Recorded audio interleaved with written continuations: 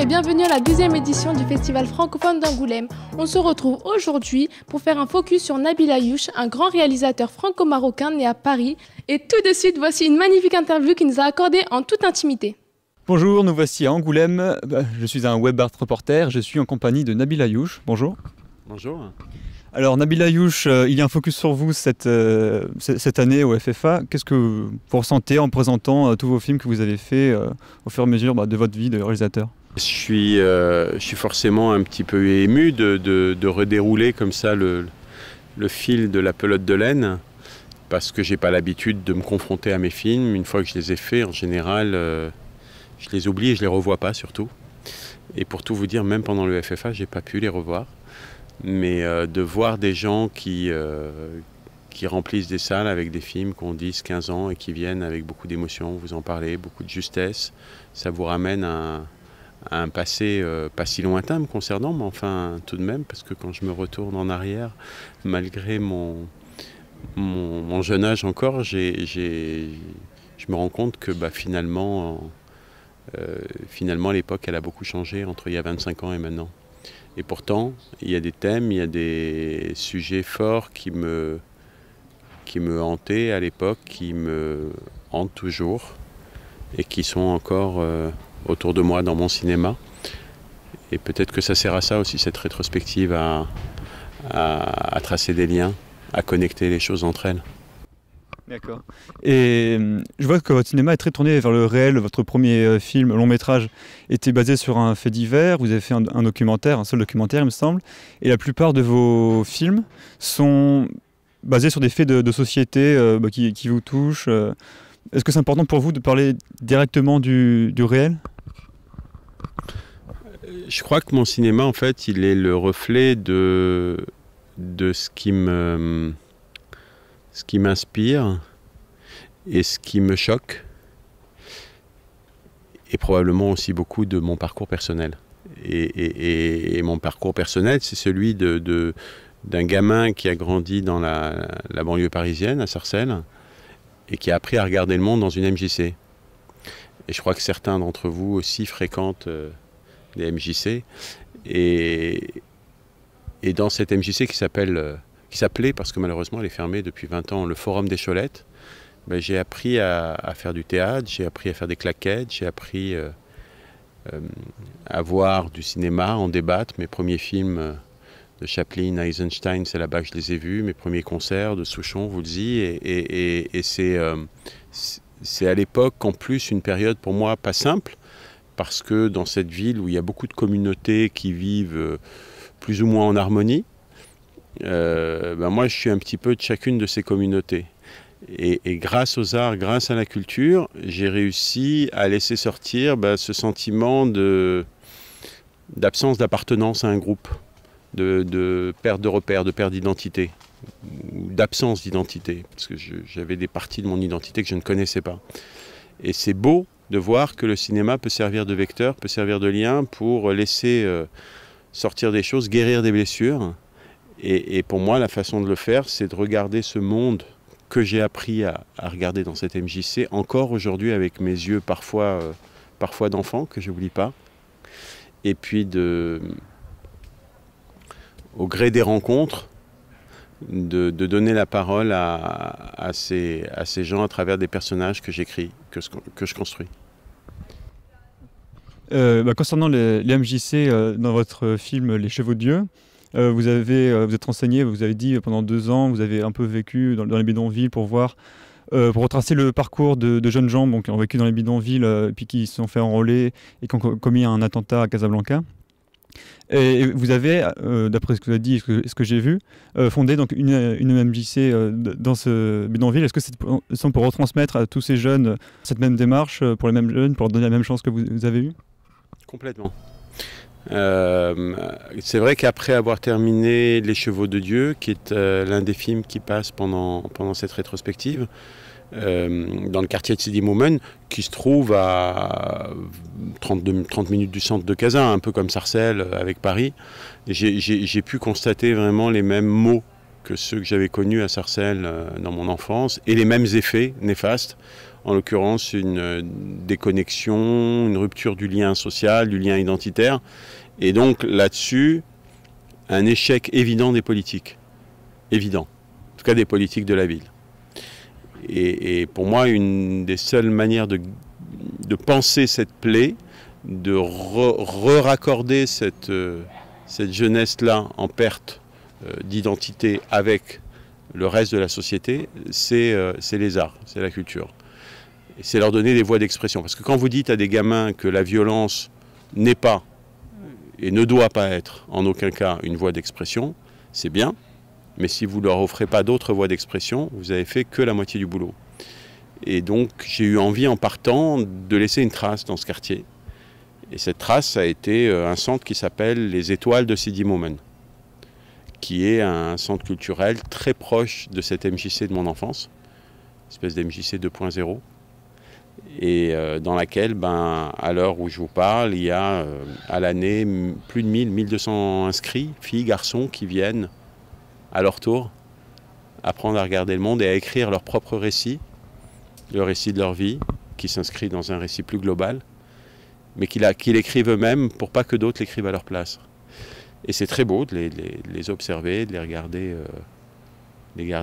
grandir grâce aux arts, grâce à la culture. Et c'est tellement beau qu'en fait, j'ai eu envie, avec mon compagnon de route qui est écrivain et avec qui on a monté tout ça, d'en faire d'autres ailleurs au Maroc. Donc on en a ouvert une il y a 2 ans à Tanger, qui s'appelle les Étoiles du Détroit. On en a ouvert une il y a 3 mois à Agadir, les Étoiles du Souss. On en ouvre une à la rentrée à Fès. Et puis début 2020, on va en ouvrir une 5e qui va venir compléter le réseau à Marrakech. D'accord. Est-ce que à chaque fois ouvrir une MJC, c'est une démarche compliquée à faire ou est-ce que c'est plutôt simple ou comment ça se passe? C'est pas compliqué dans le sens où c'est pas des organismes publics. On reçoit des subventions publiques, mais on reçoit aussi des aides privées de sociétés, de personnes. Et puis surtout, c'est géré par une fondation que je préside, qui s'appelle la Fondation Alizawa, du nom de mon 2e long métrage, avec les enfants de la rue. Et donc, le fait que ce soit une fondation privée, sous la forme d'une association non caritative, à but non lucratif, pardon, et du coup, ça rend les choses un petit peu plus simples, dans le sens où, voilà, les décisions, on les prend en interne, il suffit juste, entre guillemets, de trouver de l'argent, et on décide d'ouvrir une MJC dans une nouvelle ville, un nouvel endroit. Et l'objectif, c'est pas de s'arrêter là, l'objectif, c'est d'en ouvrir d'autres, l'objectif, c'est de pénétrer les quartiers encore plus, et peut-être d'aller aussi dans le rural. C'est très important, le rural. Et puis, ensuite même, pourquoi pas, d'aller voir ce qui se passe dans les pays à côté, chez nos voisins, en Afrique subsaharienne, dans le reste du Maghreb, pour toujours, en restant dans l'idée que ces jeunes, où qu'ils soient, apprennent à parler d'eux-mêmes. D'accord. Et concernant cette démarche qui est, on peut dire, engagée au moins, pas forcément politiquement, mais dans la société, votre film Much Love était aussi engagé à sa manière dans la société, parce qu'il parlait de la société marocaine, ces jeunes prostituées qui vivaient leur vie difficilement, qui étaient rejetées, alors que elles étaient aussi utilisées, si je puis me permettre. Ce film a été violemment censuré. Comment vit-on une censure, sachant que le public marocain vous a suivi dès votre premier film et qu'il était interdit de voir pour parler de ce sujet? On le vit très mal, forcément, parce que le public marocain, comme vous dites, non seulement il m'a suivi depuis mon premier film, mais surtout c'est mon public naturel. Et de voir qu'on est coupé de son public par des hommes politiques, pour des raisons politiciennes, de manipulation de l'opinion publique, c'est un sentiment très dur. Parce que quand je fais Much Love, comme tous mes films, c'est 2-3 ans de boulot, c'est des recherches, c'est des rencontres, c'est des interviews, comme ce qu'on fait maintenant avec 200 ou 250 prostituées, et qui me parlent d'elles, qui me parlent de leur vie. C'est avant tout même une rencontre qui a duré 2 jours à Marrakech avec 4 prostituées qui m'a profondément bouleversé. Et derrière, de voir qu'on veut faire de ce film un brûlot, un objet satanique, là où c'est un film qui donne la parole à 4 femmes qui sont sincères, qui sont combattantes, dans une société où elles ont raison de l'être, parce que non seulement on les utilise, oui, mais en plus on les nie. On refuse de les regarder, on prend leur argent, on prend leur corps, mais on refuse qu'elles existent en dehors de ça. Et ben, je trouve que c'est d'une hypocrisie totale.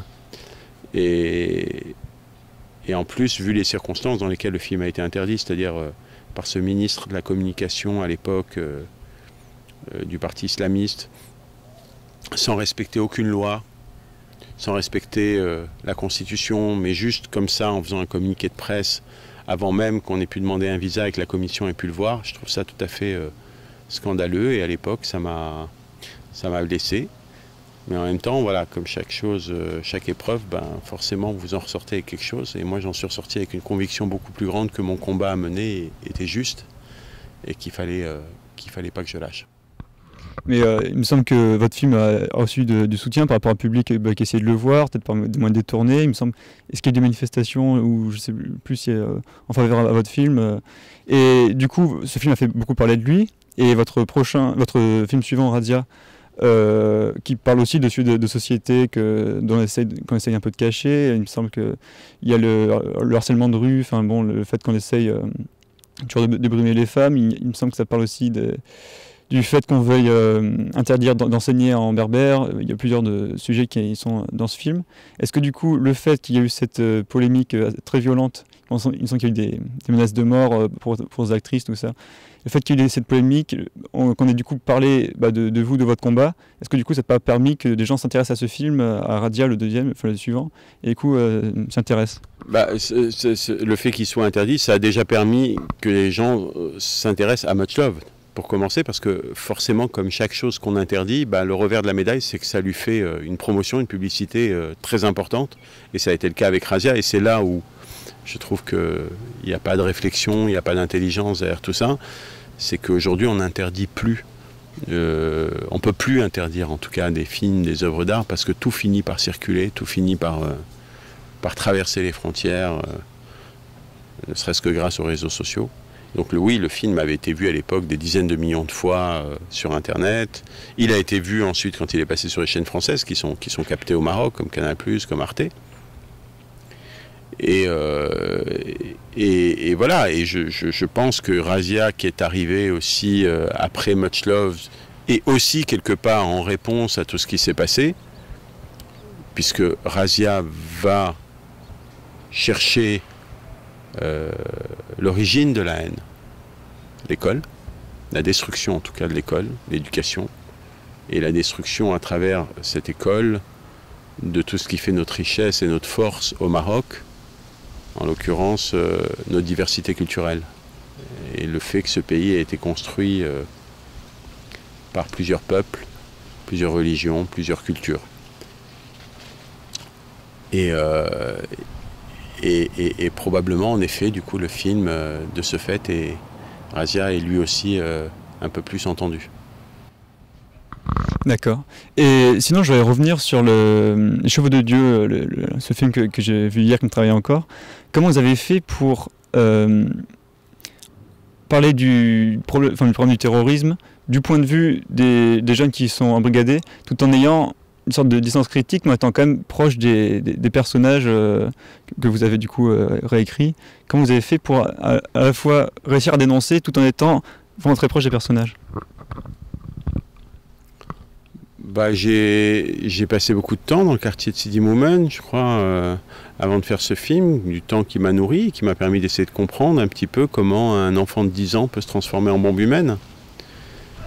Et les raisons, elles ne sont pas si simples, et en tout cas, elles ne sont pas uniformes. Et c'est vrai que des gens qui ont perdu la vie ou qui ont perdu un proche dans ces attentats sont les premières victimes de ce terrorisme. Mais pour moi, des gamins à l'époque 18-20 ans qu'on embrigade, à qui on bourre le cerveau, qu'on manipule pour aller se faire tuer, sont aussi d'autres formes de victimes.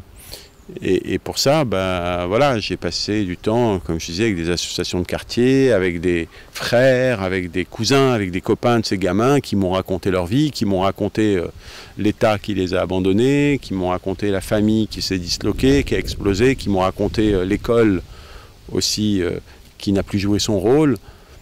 Et à un moment, voilà, quand on comprend tout ça, on ne juge plus. Et je crois que c'est important de ne pas juger. Et du coup, on essaye d'aller chercher dans l'humain des raisons qui sont liées à des parcours personnels et qui sont en plus pas les mêmes de l'un à l'autre, qui font qu'à un moment, voilà, le jeune devient perméable à ces thèses et il se transforme. Et moi, c'est ça qui m'intéresse, c'est vraiment la nature humaine. C'est la nature humaine profonde. Parce que les médias passent leur temps à parler de terrorisme de manière en général assez lapidaire, en tout cas avec beaucoup de raccourcis. Et tous les terroristes ne sont pas des machines de guerre qui viennent d'Irak ou d'Afghanistan, qui sont surentraînés dans des camps. Et je crois que c'est important aussi, si on a envie d'agir chacun à notre manière comme on agit pour sauver la planète, d'agir aussi pour se dire que quelque part, pas très loin d'ici, il y a des jeunes qui ont eu moins de chance que nous, et que si on a envie que ce genre de choses ne se reproduisent pas, c'est évidemment des réponses sécuritaires, mais pas seulement. Et donc, concernant la nature humaine, vous n'avez fait qu'un documentaire pour l'instant dans votre filmographie, Myland. Pourquoi alors vous avez expliqué que ce sujet du conflit israélo-palestinien, vous travaillez depuis très longtemps, et c'est pour ça que vous avez voulu leur transmettre sans créer de personnages, sans passer par la fiction. Et pourquoi, du coup, les autres sujets qui ont été abordés dans vos films, qui sont nombreux, pourquoi ne faire aucun documentaire, sachant que vous renseignez beaucoup pour chacun, et passer par la fiction dans les autres cas? Parce que je pense que la fiction est mon mode naturel d'expression, que j'aime me nourrir un peu à la manière d'un sociologue, d'un anthropologue, et qu'après j'aime retraduire ça en créant des personnages, en inventant des personnages. Alors ça crée des tamis, ça crée des prismes, c'est ça qui est intéressant dans la fiction. Et puis un jour, l'envie me prend de parler de ce conflit au Proche-Orient après avoir passé, c'était en 2003 la première fois que j'y suis allé, donc 6-7 ans à faire des allers-retours avec dans la région, et il se trouve que ce conflit va toucher quelque chose de très intime chez moi, parce que je suis aussi en conflit, je vis ce conflit depuis que je suis gamin, à travers une mère française, juive, à travers un père marocain, musulman, dans un territoire neutre, entre guillemets, qui est l'école laïque républicaine en France. Et là, je suis incapable, par contre, d'ôter à ces personnes qui vivent le conflit sur le terrain, de leur ôter la parole originelle du film. Donc je décide de ne pas en faire une fiction, mais de leur donner la parole de manière assez brute. Mais je pense que c'est intimement lié au sujet, et sinon, dès qu'il s'agit de parler d'autres choses, j'aime me cacher derrière la fiction. Merci beaucoup d'avoir passé ce moment avec nous, et on n'a plus qu'à dire au revoir. Merci encore. Merci à vous.